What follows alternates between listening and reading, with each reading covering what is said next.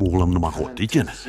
Fantasize, identity, identify, interaction, sentence, interfere, intervene. Nima qilyapsan o'g'lim? O'rganmayapman. O'zingiz aytdingiz, o'zimiz o'rganamiz dedi. O'shanga so'zlarni o'qib o'tirganim. O'zing eshitib ko'r. Fantasy, identity, interaction yozsanmi? Nimadir g'alatiga o'xshamayaptimi senga? No, lekin o'ta T harfi bor-ku. Da, bor.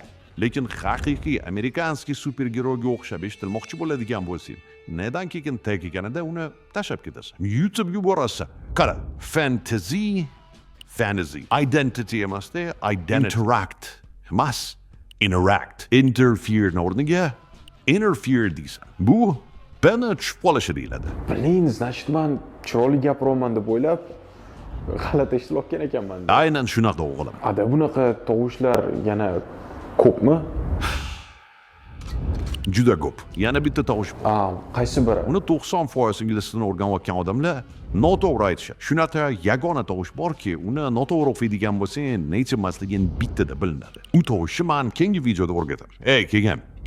JCB Englishga follow tashlab qo'yish esingizdan chiqarmang. Bu biza manfaatli narsalarni o'rganamiz. Foydalaning.